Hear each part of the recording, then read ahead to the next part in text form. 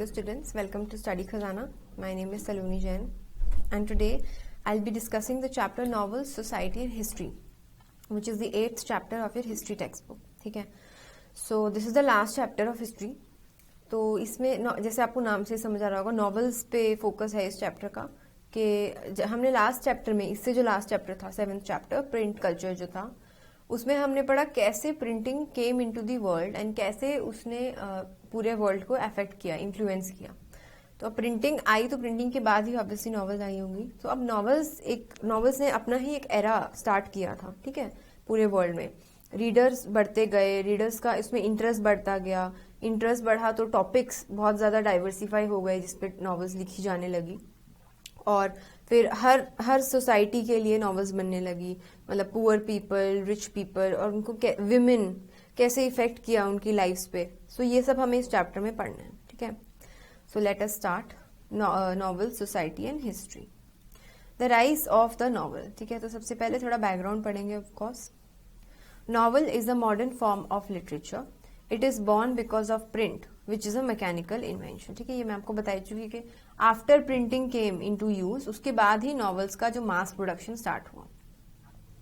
Novels could reach a larger audience only because of print. ठीक है, कि printing technologies में बहुत ज्यादा मॉडर्नाइजेशन हुई, इन्वेंशंस हुई, तभी हमारा मास प्रिंटिंग स्टार्ट हुई और मास प्रिंटिंग की वजह से ही नॉवेल्स स्टार्ट हुई. ठीक है, novels began to be written from the 17th century and flowered in the 18th century.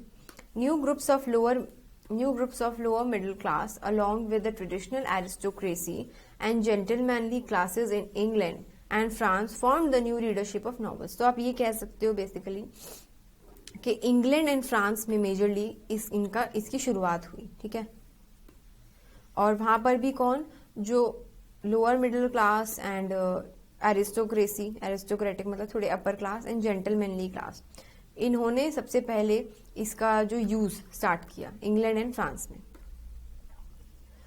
With the growing readership the earnings of the author's increase. Obviously जो publish करते हैं नॉवेल्स उनको प्रॉफिट होने लगा जब रीडरशिप बढ़ने लगी. This made them free from the financial dependence on patronage of aristocrats. They became independent to experiment with different lifestyle. इसका मतलब मैं आपको समझाती हूँ क्या है कि पहले क्या होता था जब ज्यादा रीडर्स नहीं होते थे नॉवेल के, तो जो ऑथर्स होते थे, जो राइटर्स होते थे, वो किसी पर्टिकुलर किंग के या किसी पर्टिकुलर हाई क्लास फैमिली से एसोसिएटेड होते थे. ठीक है, और उनके लिए ही उनके फेवरेट टॉपिक्स पे नॉवेल्स वो लिखते थे मेनली. ठीक है, बट जैसे जैसे लोगों के बीच ये पॉपुलर होने लगी नॉवेल्स, ठीक है, हर डिफरेंट क्लासेस के बीच, डिफरेंट सोसाइटीज के बीच, वैसे वैसे इनको थोड़ी सी फ्रीडम मिलने लगी. ठीक है, कि अब ये और टॉपिक्स पे लिख के भी अपना जो फाइनेंसेस हैं उसको बढ़ा सकते थे. पहले उनको अपनी लाइवलीहुड के लिए सिर्फ जिनके साथ वो एसोसिएटेड है उनके टॉपिक्स पे लिखना पड़ता था. अब क्योंकि बहुत सारे लोगों के बीच में सर्कुलेट हो रहा है, so they were no longer dependent on the aristocratic families. अब वे बाकी जगह भी, बाकी टॉपिक्स में भी वेंचर करने लगे. ठीक है, नाउ द पब्लिशिंग मार्केट. ठीक है, सो नॉवेल्स ऑब्वियसली पब्लिश भी होंगी. ठीक है, तो देखते हैं उसमें. Initially novels did not come cheap and were out of reach of the poor classes. ठीक है, जब स्टार्ट हुई थी मेनली कोई भी नई चीज अगर आएगी तो obviously it will not come cheap. कोई भी नया इंट्रोडक्शन मार्केट में होगा, ठीक है, जो कि मास लेवल पे हो रहा है. ठीक है, तो वो इजिली एक्सेसिबल, इसलिए अफोर्डेबल सबके लिए नहीं होगा. With the introduction of circulating libraries in 1740 people could get easier access to books. तो लाइब्रेरी, सर्कुलेटिंग लाइब्रेरीज बनने लगी जिससे ये बुक्स थोड़ी सी एक्सेसिबल होने लगी. Apart from various innovations in printing, innovations in marketing also helped in increasing the sales and bringing down the prices. ठीक है, so ये एक important point है कि प्रिंटिंग में तो इनोवेशंस चल ही रही थी, साथ में इनोवेशंस इन मार्केटिंग. ठीक है, the marketing strategies and they also help in increasing the sales and bringing down the prices. तो इनिशियली चीप नहीं थी पर धीरे धीरे प्राइसेस डाउन आने लगे नॉवेल्स के. For example the publishers in France realise that they could make higher profits by hiring out novels by the hour. ठीक है, तो ये क्या थी, एक मार्केटिंग स्ट्रैटेजी थी कि अगर हम एक नॉवल बेच दें और कंपेयर करें कि एक तरफ हमने नॉवल बेच दी और एक तरफ हम उसको रेंट पे दे रहे हैं पर आवर के बेसिस पे, तो हमें ज्यादा प्रॉफिट सेकंड ऑप्शन में हो रहा है. ठीक है। सो ये उन्होंने स्टार्ट की, जिससे क्या हुआ, वो एक्सेसिबल भी हो गई, अफोर्डेबल भी होगी, क्योंकि अब वो बेच रहे हैं तो थोड़ी महंगी बेचेंगे, पर रेंट पे ऑब्वियसली कम रेंट पे देंगे, तो लोगों के लिए भी अफोर्डेबल बनने लग गई। So this was publishing. Now there were several reasons for the popularity. The words created by novels की popularity, obviously the words created by novels were more realistic and unbelievable, ठीक है। While reading a novel, the reader was transported to another person's world. Even today, if you see, अगर आप एक novel reader हो, तो when you start reading a novel, you totally get engrossed in it, ठीक है। आप उसी story में you get completely lost in it, ठीक है। आप उसमें घुस जाते हो, अच्छे से खो जाते हो उसमें, ठीक है। You feel like a character in the story, ठीक है, most of the times. Novels allowed individuals the pleasure of reading in private. It also allowed the joy of publicly reading and discussing stories. ठीक है, तो I'm just marking them. People often got deeply involved in the lives of the characters. ठीक है, you just feel के you know those characters जब आप story पढ़ने लग जाते हो, ठीक है। Now, in 1836 एक example है ये, Charles Dickens' Pickwick Papers were serialized in a magazine. Magazines were cheaper and illustrated as compared to novels. Moreover, serialization allowed readers to relish the suspense. They could live for weeks in anticipation of the next plot of the story. Serialization मतलब वही के volumes में आ रही है, ठीक है, parts में आ रही है। तो ऑब्वियसली अब आपको पता ही होगा ये कि एक पार्ट में कोई स्टोरी चल रही है पर उसकी एंडिंग दूसरे पार्ट में है। सो ऑब्वियसली वो सस्पेंस, ठीक है, वो मेंटेन करने के लिए ये सब स्टार्ट हुआ। The world of the novel, next topic. Unlike earlier forms of writing, novels were not about kings or empires, rather they were about ordinary people, ठीक है। So ये बहुत important point है, ठीक है, कि पहले यूजुअली राइटिंग्स जो होती थी, नॉवेल्स नहीं, राइटिंग्स जो नॉर्मल राइटिंग्स होती थी वो किंग्स इन सब पे ज्यादा फोकस्ड होती थी, पर जो नॉवेल्स जब आने लगी तो धीरे धीरे ये ऑर्डिनरी कॉमन पीपल की लाइफ पे आने लगी, तो ऑब्वियसली वो पॉपुलर होंगी क्योंकि people will relate with it, ठीक है। In the 19th century, Europe entered the industrial age. While industrialization created opportunities for growth and development, it also created new problems for the workers and the city life. It was the ordinary worker who always suffered in the mad race for profits. ठीक है, क्या होता, पहले मैं पढ़ लेती हूँ पूरा। The unemployed poor roamed the streets for jobs, and the homeless were forced to seek shelter in workhouses. Many novelists created, ये सब चल रहा था, ठीक है, जब यूरोप में इंडस्ट्रियलाइजेशन आई, ठीक है, तो ये सब प्रॉब्लम्स तब चल रही थी कि जो एम्प्लॉयर्स होते थे वो सिर्फ प्रॉफिट के पीछे भागते थे, और इसमें मेनली पिस्ता कौन था, वर्कर, ठीक है, क्योंकि most of the times they were overwork, बहुत काम का प्रेशर होता था, और जो अनएम्प्लॉयड थे, ठीक है, वो ऑब्वियसली काम की तलाश में इधर उधर घूमते रहते थे। Many novelists created stories around the problems of ordinary people in the new cities. Now, अब ये जो प्रॉब्लम्स एग्जिस्ट कर रही हैं यूरोप में, ठीक है, इनको चूज किया कुछ ऑथर्स ने और इनके ऊपर नॉवेल्स लिखी। तो दो के हमें एग्जाम्पल पढ़ने हैं, चार्ल्स डिकन्स एंड एमिली जोला were the notable authors of this period. इसका हमें इनका पढ़ना है, हमें इन्होंने क्या क्या, इनकी राइटिंग्स क्या क्या थी पॉपुलर, ठीक है। First, Charles Dickens, his novel hard times, which was published in 1854, describes Coke Town, a fictitious industrial town, as a grim place full of machinery, smoking chimneys, rivers polluted purple, and buildings that all looked the same. तो इन्होंने एक industrial town के बारे में novel लिखी है जो बहुत ही पॉल्यूटेड है, ठीक है, अनहाइजीनिक है and destroyed है due to industries.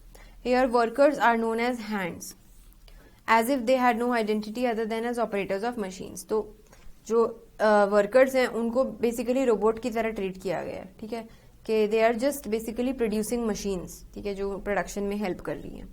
Dickens criticized not just the greed for profits but also the ideas that reduced human beings into simple instruments for production.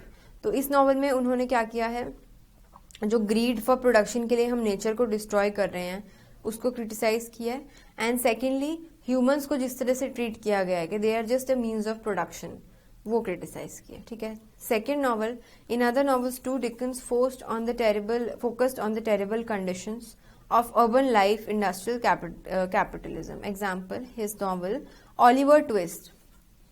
It was published in 1838. It is the tale of a poor orphan who lived in a world of petty criminals and beggars, brought up in a cruel workhouse. ये figure आपकी book में है.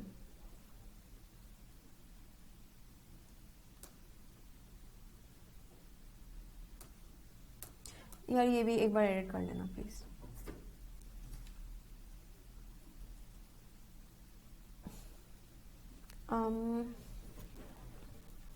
या तो या पूरा ही कर लो, ये पैराग्राफ कर लोगे पूरा?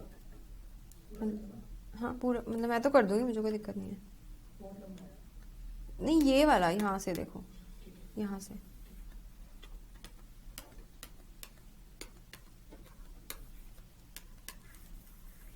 हाँ. In other novels too, Dickens focused on the terrible conditions of urban life under industrial capitalism. His novel Oliver Twist, that was published in 1938, is the tale of a poor orphan who lived in a world of petty criminals and beggars. Brought up in a cruel workhouse, Oliver was finally adopted by a wealthy man and lived happily ever after. But not all novels were about the lives of the poor. But not all novels gave readers the comfort of a happy ending. तो इस वाले में basically उन्होंने capitalism और एक boy के बारे में उन्होंने बताया गया. नेक्स्ट ऑथर पे हम चलते हैं, एमिली जोला.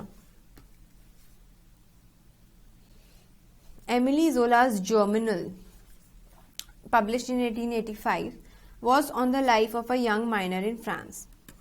This novel explores in harsh detail the grim conditions of miners' lives. It ends on a note of despair. The strike the hero leads fails. His co-workers turn against him and hopes are shattered. तो basic मैंने brief में बताया कि जो इसमें एक worker होता है, माइन वर्कर, जो प्रोटेस्ट करता है, स्ट्राइक करता है, ठीक है, बट अल्टीमेटली ही फेल्स. सो इस नॉवल में वो एक्सप्लेन किया गया है. सो आप बेसिकली देखिए, industry, capitalism, production, factories, mines, Europe में जो सब कॉमन था उस टाइम, उसी पे ये नॉवेल्स बेस्ड हैं सारी. ठीक है. Now community and society. The novels reflected the contemporary developments in the society. तो अब नॉवल जो है वो ऑब्वियसली कम्युनिटी, सोसाइटी को, ठीक है, एज अ होल इफेक्ट करेगी. ठीक है. Many novelists wrote about the problems of the city life. Many others wrote about the various changes witnessed in the rural life because of advent of modern technology. तो अब हर topic पे अगर novels लिखी जा रही हैं तो अर्बन लाइफ, रूरल लाइफ में जो भी प्रॉब्लम्स चल रही हैं, जो भी इश्यूज चल रहे हैं, उनके बारे में भी वो लिखेंगी. सो यही इसमें लिखा है कि many novelists wrote about the problems of city life and many others wrote about the various changes witnessed in the rural life because of the advent of modern technology. People were becoming more professional and personal values were eroding at a faster pace. मतलब individualism थोड़ा बढ़ता जा रहा था. ठीक है. Professional मतलब वो थोड़े बिजनेस ओरिएंटेड होते जा रहे थे. ठीक है. Profit oriented, business oriented.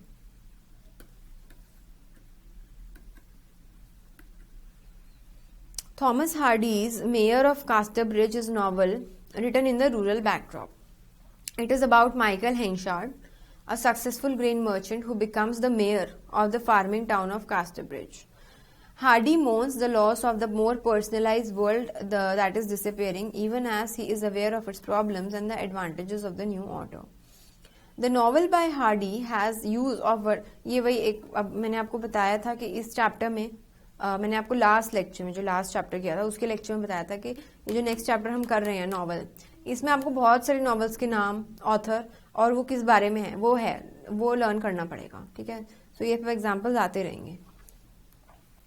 The novel by Hardy has use of vernacular language, which is the language spoken by common people.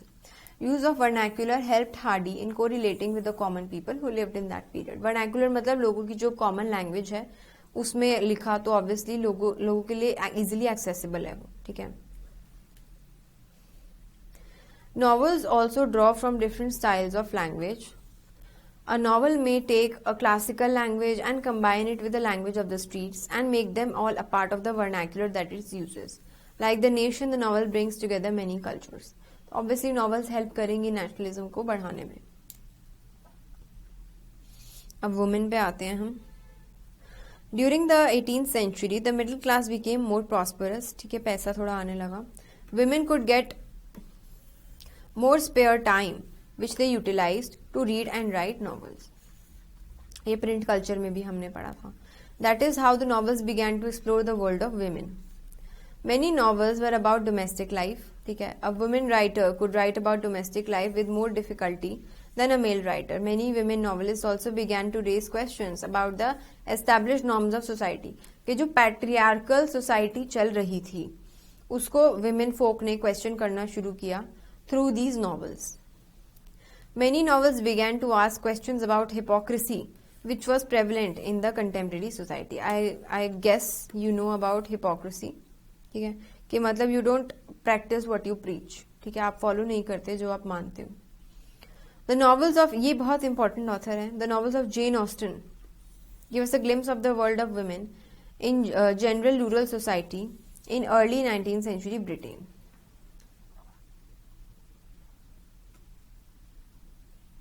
This is general.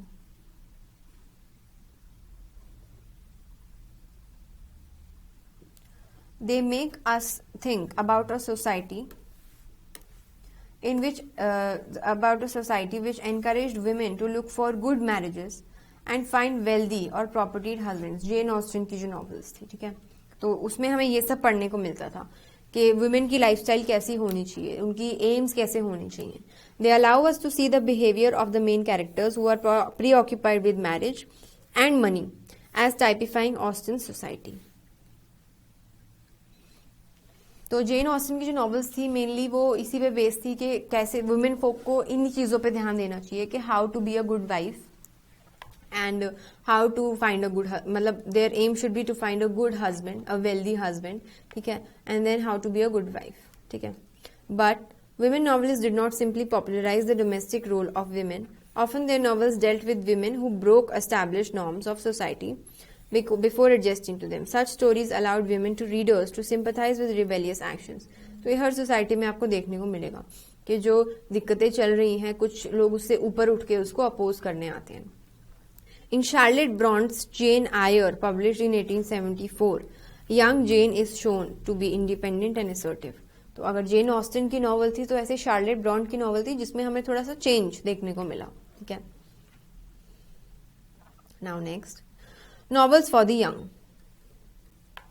ठीक है, नॉवेल्स मतलब young generation, youth population. Novels for the young boys were based on heroism. ठीक है, the hero of such novels used to be a powerful, assertive, independent and daring person. As this was the period of expansion of colonialism, most of the novels tried to glorify colonialism. तो ये important है कि specially Europe में, मतलब क्योंकि European countries colonial लोगों दूसरी countries को कॉलोनलाइज कर रही थी उस टाइम, तो वहां पर जो नॉवेल्स लिखे जाने लगी, ठीक है, स्पेशली ब्रिटेन में, वो कॉलोनियलिज्म को ग्लोरीफाई करने लगी. ठीक है, कि we are the forward race, हमें दूसरों को सिविलाइज करना है, तो इन सब टॉपिक्स पे बुक्स लिखी जाने लगी. Books like R.L. Stevens' Treasure Island and Rudyard Kipling's Jungle Book became great hits. G.A. Henry's historical adventure novels for boys were very popular at the height of the British Empire. Now, these novels were always about young boys who witness grand historical events and get involved in some military action. ठीक है, कि मतलब heroism को promote करना, that boys should be brave, they should fight for their country, ये सब promote करना. Love stories for adolescent girls also became popular during this period. So ये था यंग पॉपुलेशन के लिए क्या क्या नॉवेल्स आने लगी. Now next, colonialism and after.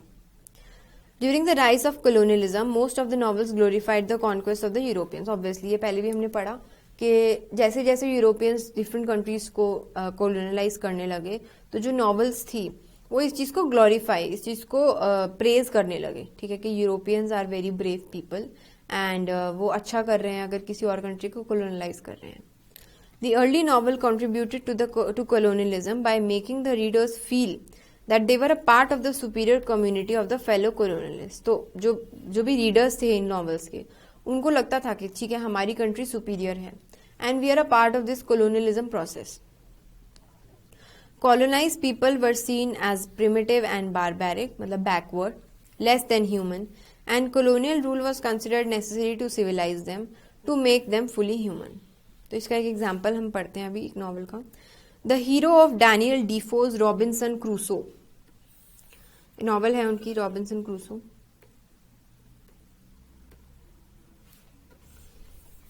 Is an adventurer and slave trader, ठीक है, यूरोप से। Shipwrecked on an island, Crusoe treats colored people not as human beings equal to him but as inferior creatures. तो एक seller दिखाया गया है, ठीक है, एडवेंचरर, जो कि शिप पे एक अटैक जाते हैं एंड जो उनके साथ स्लेव्स होते हैं, ठीक है, उनको वो सब ह्यूमन ट्रीटमेंट देते हैं, ठीक है, कि मतलब बहुत ही डिस्क्रिमिनेट ट्रीटमेंट। ही रेस्क्यूज, बहुत ही गंदा treatment basically. He rescues a native and makes him his slave. He does not ask for his name but arrogantly gives him the name Friday. But at the time, Crusoe's behavior was not seen as unacceptable. ये बहुत important point है। But at the time, Crusoe's behavior was not seen as unacceptable or odd. For most of the writers of the time saw colonialism as natural. ठीक है, क्या मतलब है इस line का? कि इस नॉवल में जो भी चीजें लिखी थी, ठीक है, कि जो ये क्रूसो था ये स्लेव्स को गंदे तरीके से ट्रीट कर रहा है क्योंकि वो कोलोनियलिस्ट मास्टर है, कोलोनियल मास्टर है। तो इस चीज को सपोर्ट किया जाता था, इस चीज को अपोज नहीं करते थे रीडर्स, क्योंकि उनको लगता था कि कोलोनियलिज्म वैलिड है, इट इज नेचुरल, ठीक है, मतलब ये होना ही है कि हम फॉरवर्ड हैं, बाकी कंट्रीज बैकवर्ड हैं, तो इट इज नेचुरल कि हम उनको मॉडर्नाइज करें। लेटर, बट इसके अगेंस्ट भी ऑब्वियसली बाद में नॉवेल्स लिखी गई। Later in the 20th century some novels showed the darker side of colonial occupation. Example, Joseph Conrad was one such author, ठीक है। तो पहले तो कोलोनियलिज्म को फेवर करते करते सिर्फ नॉवेल्स लिखे जाने लगी, पर उसके बाद उसको अपोज करते हुए भी नॉवेल्स लिखी गई, ठीक है। So this is about this lecture, ठीक है। हमने कुछ टॉपिक्स कर लिया, अभी थोड़े से टॉपिक्स और बचे हैं इस चैप्टर के, and then I will be discussing the questions and answers. तो नेक्स्ट लेक्चर में हम स्टार्ट करेंगे how novels came to India and Indians की लाइफ पे उन्होंने कैसे इफेक्ट किया। उसमें हम फर्दर कैटेगरीज पढ़ेंगे, जैसे हमने लास्ट लेक्चर में किया था, लास्ट चैप्टर के लेक्चर में, वैसे ही इसमें, ठीक है। So I hope you understood all the topics and thank you so much for watching. Will be back with the next video soon.